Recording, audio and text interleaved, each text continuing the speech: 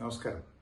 విచారణ అర్హత లేనటువంటి పిటిషన్ను వేసి మరొకసారి తెలంగాణ రాష్ట్రానికి, తెలంగాణ ప్రజలకు నీళ్లలో తీరని ద్రోహం చేసింది రేవంత్ రెడ్డి ప్రభుత్వం. ఈరోజు సుప్రీంకోర్టులో తెలంగాణ ప్రభుత్వం వేసిన పిటిషన్ డిస్మిస్ చేయడము, తెలంగాణ రాష్ట్ర ప్రభుత్వం తిరిగి మేము సూట్ రూపంలో వస్తామని చెప్పడం అంటేనే ఇది ఇవాళ రాష్ట్ర ప్రభుత్వం యొక్క పూర్తి వైఫల్యం. అదేవిధంగా గతంలో మీరు చూసినట్టయితే ఆంధ్రప్రదేశ్ ప్రభుత్వం పాలమూరు ఎత్తిపోతల పథకం మీద ఆంధ్రప్రదేశ్ రైతులతో కేసు వేయించి అందులో ఆంధ్రప్రదేశ్ ప్రభుత్వం ఇంప్లీడ్ అయి ఆనాడు మన పాలమూరు ఎత్తిపోతల పథకం మీద స్టే తెచ్చింది ఆంధ్రప్రదేశ్ ప్రభుత్వం. మరి మీరు పెట్టుకున్న మీ కాంగ్రెస్ ఎంపీ, మీ న్యాయవాది సింఘ్వి గారికి ఈ మాత్రం విషయం తెలియదా? అంటే ఈరోజు మీరు కావాలని ఉద్దేశపూర్వకంగానే ఈ యొక్క బలహీనమైనటువంటి రిట్ పిటిషన్ వేసి తెలంగాణ ప్రజలకు తీవ్రమైన అన్యాయం చేశారు. ఈ మాత్రం దానికి సూటు బూటు వేసుకొని ఉత్తమ్ కుమార్ రెడ్డి గారు నీళ్ల మంత్రి ఢిల్లీ దాకా పోవాల్సిన అవసరం ఉందా? ఢిల్లీ దాకా పోయి ఏం చేసిండు ఉత్తమ్ కుమార్ రెడ్డి గారు? వేసిన రిట్ పిటిషన్ విత్డ్రా చేసుకున్నారు. విత్డ్రా చేసి సూటు వేస్తాము అన్నారు. సూట్ అంటే మనకు తెలియందా?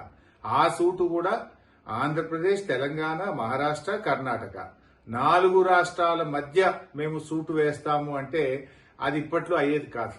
ఇంకా అది సంవత్సరాల తరబడి, దశాబ్దాల తరబడి పెండింగ్ లో పడిపోతుంది. అంటే పరోక్షంగా గోదావరి నల్లమల్ల సాగర్ ప్రాజెక్టుకు మీరు సహకరిస్తా ఉన్నారు. పరోక్షంగా ఇంకా ప్రాజెక్టు మీరు పూర్తి చేసుకోండి అని చెప్పి తెలంగాణ ప్రభుత్వం ఈరోజు సహకరించినటువంటి విషయం చాలా స్పష్టంగా అర్థమవుతా ఉంది.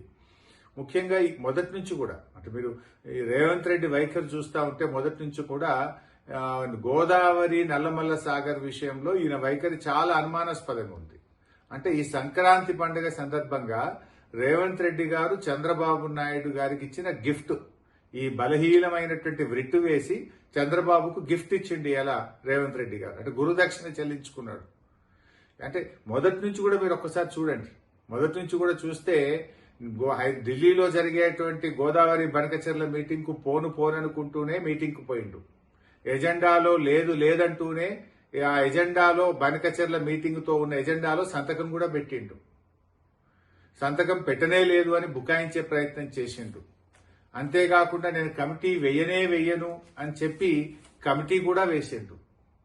ఇలా సుప్రీంకోర్టుకు కూడా గోదావరి నల్లమల్ల సాగర్ టెండర్ పూర్తయ్యేదాకా, టెండర్ అవార్డు అయ్యేదాకా ఆలస్యం చేసి తర్వాత సుప్రీంకోర్టులో కేసు వేసిండు. ఇప్పుడేమైంది? ఆ వేసిన కేసు కూడా బలహీనమైనటువంటి రిట్ వేసి దాన్ని విత్డ్రా చేసుకొని అది సూట్ వేస్తాం, మళ్ళా అది కర్ణాటక, మహారాష్ట్రం కూడా కలుపుతాము అంటే ఈ లోపు గోదావరి నల్లమల్ల సాగర్ ను పూర్తి చేసుకోండి అని పచ్చ జెండా ఊపడమే. ఇది తెలంగాణ ప్రజలకు తీరని ద్రోహం ఇలా కాంగ్రెస్ ప్రభుత్వం, రేవంత్ రెడ్డి ప్రభుత్వం చేస్తా ఉంది. ఈ మధ్యనే రేవంత్ రెడ్డి ఒక మాట మాట్లాడాడు, పంచాయతీలు వద్దు, కోర్టులు అసలే తిరగడం వద్దు అనేటువంటి మాటల సారాంశం ఏంటి అంటే బలహీనమైన రిట్ పిటిషన్ వేసి ఆంధ్రప్రదేశ్ కట్టుకోవడమేనా? ఇందుకోసమే మీరు కోర్టులు వద్దు, పంచాయతీలు వద్దు అని మాట్లాడిండ్రా రేవంత్ రెడ్డి గారు? అసలు ఆంధ్రప్రదేశ్ ప్రభుత్వం నాటి తెలుగుదేశం ప్రభుత్వం అయినా, తర్వాత వచ్చిన జగన్ ప్రభుత్వం అయినా అసలు తెలంగాణలో అడ్డుకోని ప్రాజెక్ట్ ఏదన్నా ఉందా? వాళ్ళు కేసులు వేయని ప్రాజెక్ట్ ఏదన్నా ఉందా? కంప్లైంట్ వేయని ప్రాజెక్ట్ ఏదైనా ఉందా?